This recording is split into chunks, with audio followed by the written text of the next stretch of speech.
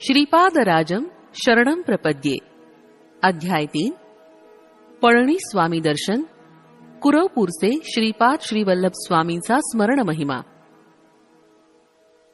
विचित्रपूर सोडून मी 3 दिवस प्रवास केला. मार्गात अन्न पाण्याची व्यवस्था ईश्वर कृपेनं होत होती. 4थ्या दिवशी अग्रहारपूरला पोचलो. तेथील एका ब्राह्मणाच्या घरासमोर उभं राहून ओम भिक्षां देही असं म्हणून भिक्षा मागितली.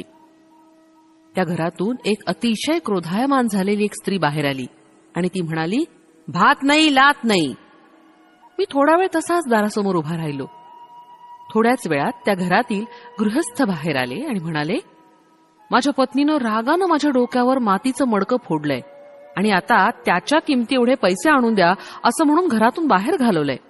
मी आपणाबरोबर येतो, दोघं मिळून भिक्षा मागूया. मी म्हटलं, समस्त जीवांना अन्न पाणी पुरवणारे सर्व व्यापी असलेले श्री दत्तप्रभूच आहेत. या समोरच्या पिंपळाच्या झाडाखाली बसून आपण त्यांचं चिंतन करूया. आम्ही दोघं त्या विशाल पिंपळाच्या छायेत बसून श्री दत्तप्रभूंचं भजन करू लागलो. भूक लागल्यामुळं आवाज सुद्धा अगदी बारीक येत होता. इतक्यात तिथं विचित्रपूरच्या राजाचे दूत आले आणि म्हणाले, आमच्या युवराजांना बोलता येऊ लागलंय. राजे साहेबांनी तुम्हाला घेऊन या अशी आज्ञा केलीये. आपण आमच्याबरोबर घोड्यावर चलावं. मी म्हटलं, मी एकटा येणार नाही, माझ्याबरोबर माझ्या मित्रास येऊ देत असल्यास मी येईन. त्या राजदूतांनी माझी विनंती मान्य केली. आम्हा दोघांच घोड्यावर बसून ते दूत राजवाड्याकडे निघाले. त्या गावचे लोक आश्चर्यानं पाहत होते. राजवाड्यात पोचल्यावर राजानं आमचं स्वागत केलं आणि म्हणाला, तुम्ही गेल्यानंतर आमचा युवराज एकाएकी बेशुद्ध पडला. आम्ही घाबरून गेलो. राजवैद्यांना बोलावलं, परंतु ते येण्याच्या अगोदरच युवराज शुद्धीवर आला. त्यानं डोळे उघडून दिगंबरा दिगंबरा श्रीपाद वल्लभ दिगंबरा अशा मंत्राचा उच्चार करण्यास सुरुवात केली. थोड्या वेळानं युवराजाने सांगितलं की तो बेशुद्ध असताना एक 16-17 वर्षाचा अजानुबाहू अत्यंत दैदिप्यमान कांतीचा एक यती आला. त्यांनी युवराजांच्या जिभेवर विभूती घातली आणि त्याच क्षणी त्याला वाचा प्राप्त झाली. राजाने विचारलं, ते यती कोण होते? श्री दत्तप्रभूंशी त्यांचं काय नातं आहे? हे सारं विस्तारपूर्वक सांगावं. मी सांगितलं, युवराजाला दिसलेले 16-17 वर्षाचे दिव्य स्वरूप यती श्री श्रीपाद वल्लभ होते. त्यांनीच युवराजाला वाचा प्रदान केली. ते श्री दत्तप्रभूंचे कलियुगातील अवतार आहेत. त्यांच्या दर्शनासाठीच मी कुरवपूर क्षेत्री जात आहे. मार्गात अनेक पुण्य पुरुषांचं, संत महात्म्यांचं दर्शन होतंय. दरबारातील सर्व लोकांनी श्रीपाद श्रीवल्लभांचा एकमुखानं जय जयकार केला. राजानं मला आणि माझ्याबरोबर आलेल्या त्या गृहस्थाला सुवर्ण मुद्रा दान दिल्या. त्या घेऊन आम्ही निघालो.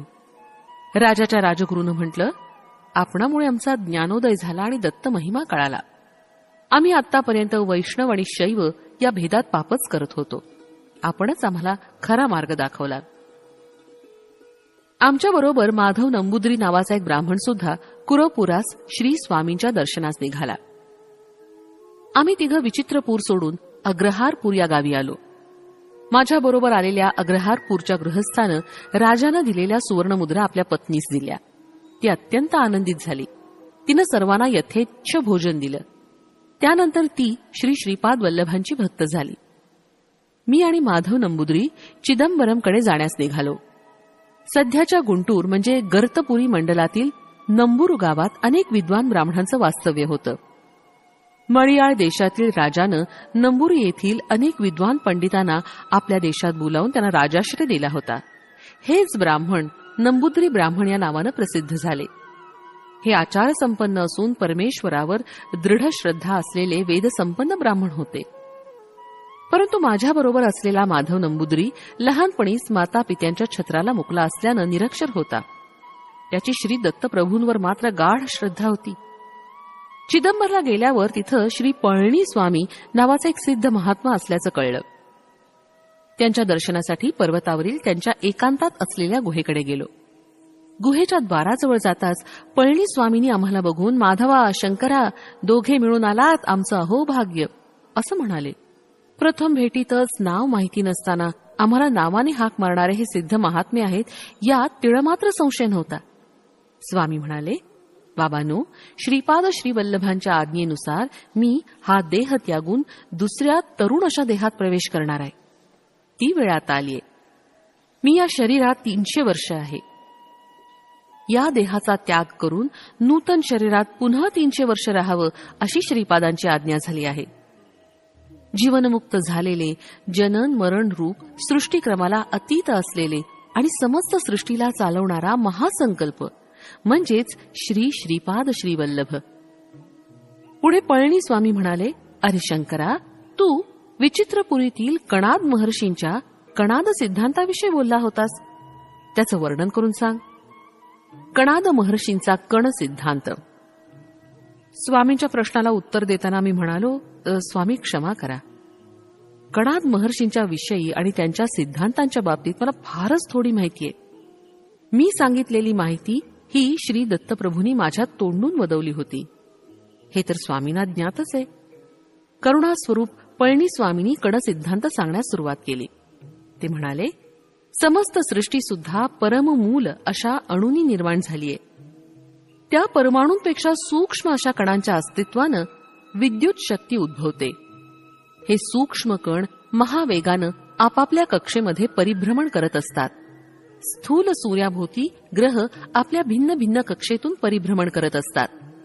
त्याचप्रमाणे हे सूक्ष्म कण सुद्धा आपल्या केंद्रबिंदूस अनुसरून परिभ्रमण करत असतात.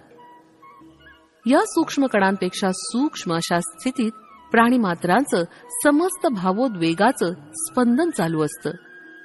स्पंदनशील अशा जगात काहीच स्थिर नाही. चंचलता हा याचा स्वभाव आहे. क्षणोक्षणी बदलणं हा याचा स्वभाव आहे. या स्पंदनापेक्षा सूक्ष्म स्थितीत दत्तप्रभूंचं चैतन्य असतं. यावरून मला जाणवलं की सर्वात महत्वाचं म्हणजे सूक्ष्म असलेल्या सगळ्यांपेक्षाही सूक्ष्म अशा श्री दत्तप्रभूंचा अनुग्रह मिळवणं जितकं सोपं आहे तितकंच कठीण सुद्धा आहे. प्रतिकणाचे अनंत भाग केले असता एक एक कणाचा भाग शून्यासमान होतो.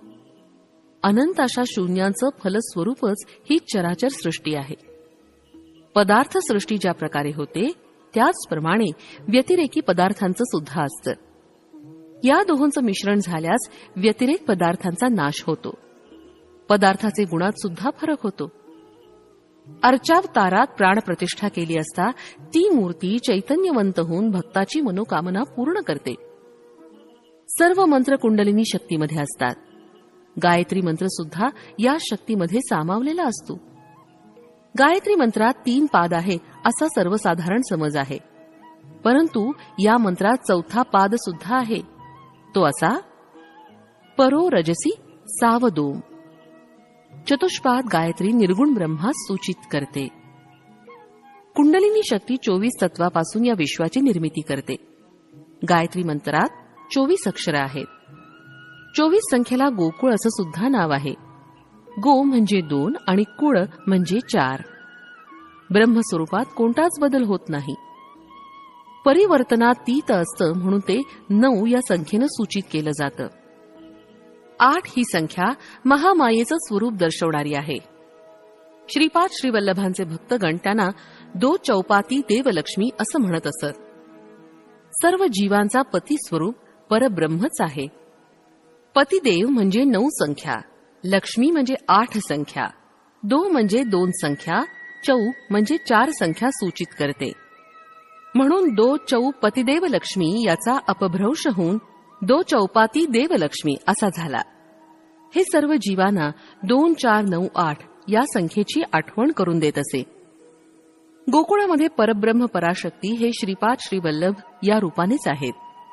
श्रीकृष्ण परमात्मा हे श्रीपाद श्रीवल्लभच आहेत.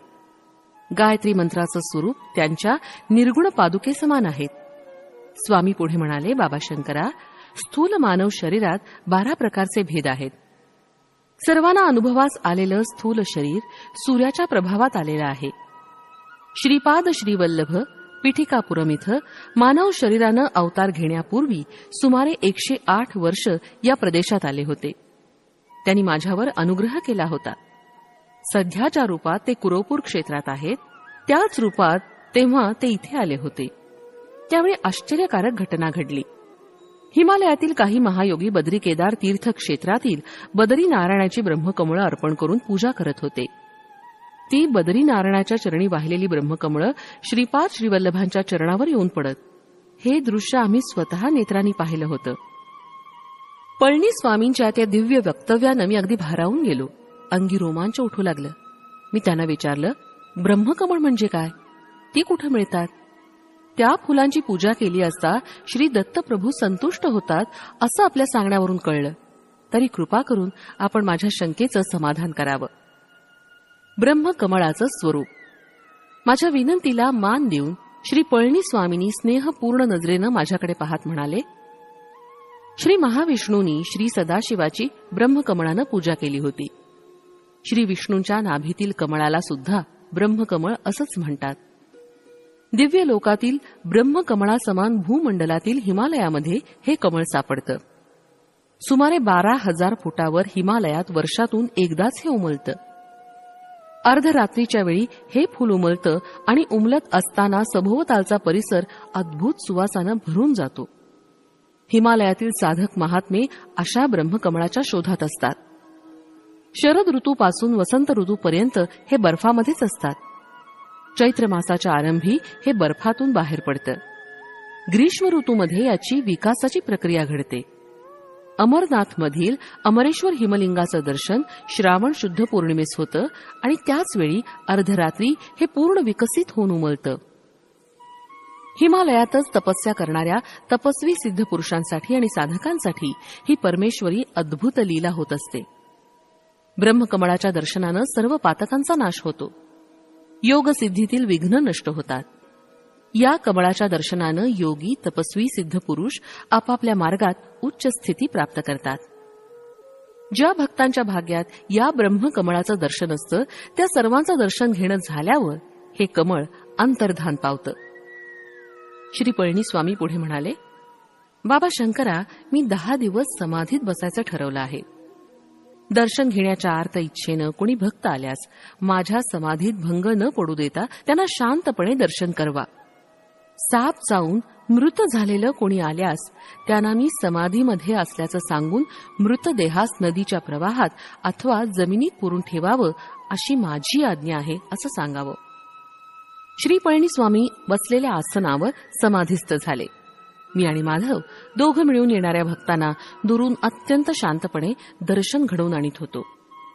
दर्शनास आलेल्या काही भक्तांनी तांदूळ, डाळ, पीठ असं साहित्य स्वामींना अर्पण करण्यासाठी आणलं होतं. ते पाहून माधवनं स्वयंपाक करायचं ठरवलं. सरपणासाठी उपयोगात आणण्यासाठी त्याला जवळच पडलेलं एक वाळलेलं मोठं नारळाच्या झाडाचं पान दिसलं. ते आणण्यासाठी तो त्या पानाजवळ गेला. त्याच्याबरोबर एक भक्त सुद्धा होता. माधवानं ते पान उचलून खांद्यावर ठेवलं. इतक्यात त्या पानाखाली बसून विश्रांती घेत असलेला एक सर्प रागानं त्याला कडकडून चावला. त्या सापाचं विष एवढं दाहक होतं की माधव तत्काळ काळा निळा होऊन मृत झाला आणि जमिनीवर पडला. दोघा तिघांनी मिळून त्याला गुहेजवळ आणलं. ते दृश्य पाहून मी घाबरून गेलो. काय करावं काही सुचेना. तेव्हा स्वामींच्या आज्ञेनुसार त्याला जमिनीत पुरून ठेवण्याचं ठरवून एक खड्डा खोदण्यास सुरुवात केली. इतर भक्तांनी मला मदत केली. त्या खड्ड्यात तो मृतदेह ठेवून मी आलो. तेवढ्या तेथील गावातील काही लोक एका 17-18 वर्षाच्या सर्पदंशानं मृत झालेल्या मुलास घेऊन आले.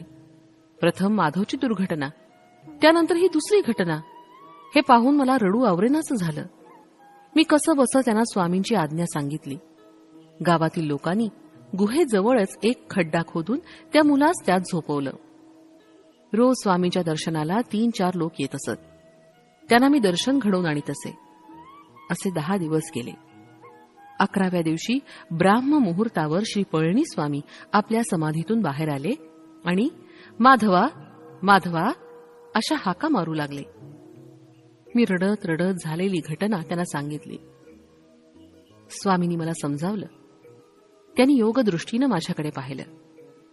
तेव्हा माझ्या पाठीच्या कण्यात थोडं चलनवलन झाल्यासारखं वाटलं आणि ते दुखू लागले. नंतर पुन्हा एकदा अगदी प्रसन्न चित्तानं त्यांनी माझ्याकडे पाहिलं आणि माझी सारी वेदना नष्ट झाली. स्वामी मला म्हणाले, बाबा शंकरा, माधवला श्रीपाद श्रीवल्लभांचं दर्शन स्थूल शरीरानं होणार नव्हतं. त्यामुळे त्याचं सूक्ष्म शरीर गेल्या 10 दिवसांपासून कुरवपुरात असलेल्या श्रीचरणांच्या सान्निध्यात आहे. काही झालं तरी त्याची इच्छा पूर्ण झाली. श्रीपाद श्रीवल्लभांची लीला अगाध आहे. ती कोणी ओळखू शकत नाही. काळ, कर्म, कारण याचं रहस्य कोणी जाणू शकत नाही हेच खरं. ते केवळ स्वामीच जाणू शकतात. माधवला पुन्हा स्थूल शरीरात आणण्याचं काम प्रभूंनी मजवर सोपवलं आहे, असं श्री पळणीस्वामी म्हणाले. स्वामींच्या आदेशानुसार माधवचा मृतदेह बाहेर काढून आणला आणि दक्षिणेकडील घनदाट असलेल्या ताडाच्या झाडाजवळ जाऊन मोठ्यांनी, माधवास दंश केलेल्या नागराजा, श्रीपाद श्रीवल्लभांच्या आज्ञेनुसार तू पळणीस्वामींच्या जवळ यावं, अशी साद घातली. श्री पळणीस्वामींनी आपल्या वस्त्रातून 4 कवड्या काढल्या आणि त्या मृतदेहाच्या चारी बाजूला ठेवल्या. थोड्याच वेळात त्या कवड्या उंच उडाल्या आणि आकाशात चारी दिशांनी गेल्या. 5-10 मिनिटातच उत्तरेकडून एक साप आला. स्वामींच्या 4 कवड्या त्याच्या फण्यात रुतून बसल्या होत्या. त्यामुळे तो त्रस्त होऊन फुसफुस असा ध्वनी करत होता. स्वामींनी माधवच्या शरीरातील विष काढून घेण्यास सांगितलं. सर्पदंश ज्या ठिकाणी झाला होता तिथूनच त्याचं सर्व विष काढून घेतलं. श्री पळणीस्वामींनी श्रीपाद श्रीवल्लभांना मनोमनी नमस्कार केला आणि त्या सर्पावर मंत्रोदक शिंपडलं. तो सर्प स्वामींच्या पदकमलांना स्पर्श करून आणि त्यांना 3 प्रदक्षिणा घालून निघून गेला. श्री दत्तभक्तांना अन्नदान केल्याचं फळ. श्री पळणीस्वामी म्हणाले, अरे शंकरा, हा साप गेल्या जन्मी एक स्त्री होता. तिनं आयुष्यात थोडं पाप, थोडं पुण्य केलं होतं. तिनं एका दत्तभक्ताला जेव घातलं होतं. हा पुण्याचा भाग होता. यथाकाली तिनं देह सोडल्यावर यमदूत तिला यमराजांकडे घेऊन गेले. तिला यमराज म्हणाले, तू एकदा एका दत्तभक्तास जेवण दिलंस, त्याचं विशेष पुण्य तुला लाभलं आहे. तुला पाप प्रथम भोगायचे का पुण्य फल? त्यावर ती स्त्री म्हणाली, थोडं आहे ते मी प्रथम भोगते. त्याप्रमाणे तिला पाप योनीत सर्पाच्या योनीत जन्म मिळाला. तिची वृत्ती सर्वांना हानी करण्याची असल्यानं वाटेत जो कोणी आडवा येईल त्याला ती चावत असे. ती स्त्री मानव जन्मात रजोगुणी असल्यानं तिच्या केवळ जवळ गेलेल्या माधवास तिनं दंश केला. तिच्या पूर्व पुण्याईनंच माधवास तिनं दंश केला होता. माधव मात्र पूर्वजन्मीच्या पापामुळे मरणासन्न अवस्थेत गेला होता. कालांतरानं श्रीपाद श्रीवल्लभांच्या कृपेनं त्या स्त्रीची सर्पयोनीतून मुक्तता झाली.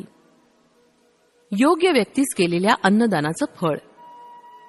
श्री दत्तप्रभू अल्पसंतोषी आहेत. थोड्या सेवेवर ते भक्तास प्रसन्न होऊन अमाप फळ देतात. श्री दत्तांच्या नावानं कोणाही व्यक्तीस अन्नदान केल्यास व जर ती व्यक्ती योग्य असल्यास त्या अन्नदानाचं विशेष फळ लाभतं.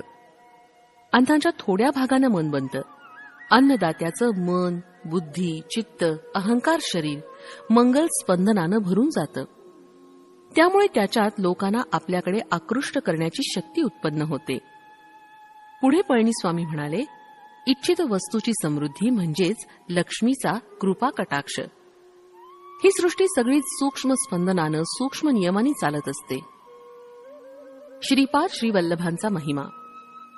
श्रीपाद श्रीवल्लभांचं नामस्मरण लक्ष्मी, धन, ऐश्वर्य, समाधान प्रदान करणारं आहे. त्यांच्या अनुग्रहितांच्या भाग्याचं काय वर्णन करावं?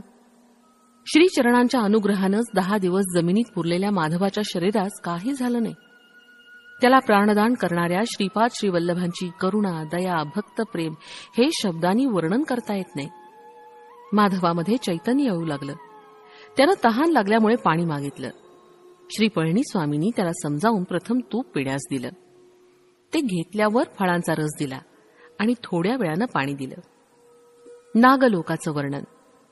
माधव पुनर्जीवित झाल्यानं आमच्या आनंदाला सीमा राहिली नाही. माधवानं आपला अनुभव सांगण्यास सुरुवात केली. मी सूक्ष्म शरीरानं कुरवपुरात पोचलो आणि श्रीपाद श्रीवल्लभांचं दर्शन घेतलं. श्रीपाद श्रीवल्लभ अजानुबाहू आहेत. त्यांचे नेत्र विशाल आहेत. त्यांच्या नेत्रामध्ये जीवांच्या प्रती करुणा, दया, प्रेम निरंतर प्रवाहित होत असतं. मी स्थूल देहधारी नसल्यामुळं तेथील स्थूल देहधारी भक्तांना मी दिसत नव्हतो. श्री वल्लभांनी कुरवपुरातील त्या द्वीपाच्या मध्यभागी जा अशी आज्ञा केली. मी श्री वल्लभांचं नामस्मरण करत त्या द्वीपाच्या मध्यभागातून खोलमध्ये गेलो. भूमीमध्ये खोलात भूकेंद्राजवळ अनेक प्रासाद वरांडे असल्यासारखं भासलं. ते पाताळ लोकच आहे अशी खात्री झाली.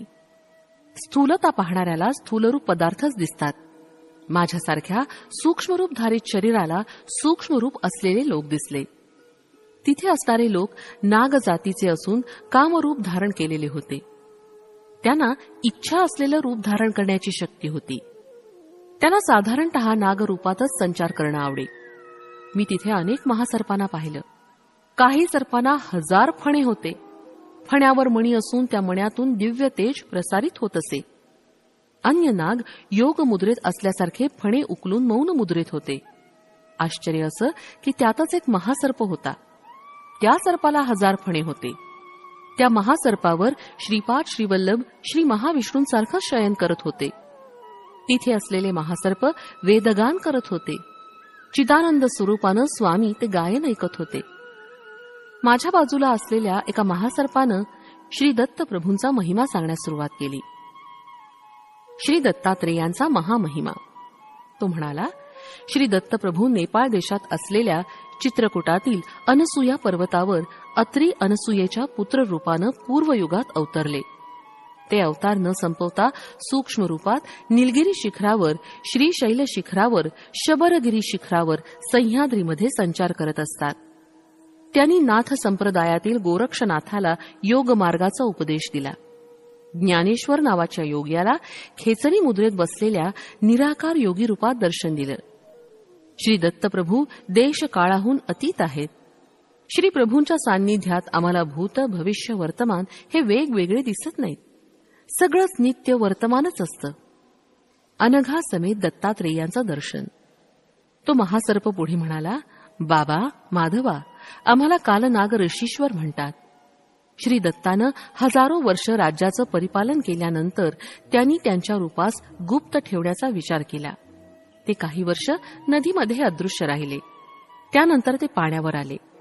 आम्ही अनुचर परत आमच्याबरोबर येतील म्हणून तिथंच वाट पाहत होतो. परंतु ते आमच्यापासून लपण्याचा प्रयत्न करत होते हे आम्हाला माहिती होतं. ते परत जलसमाधीत जाऊन थोड्या कालांतरानं वर आले.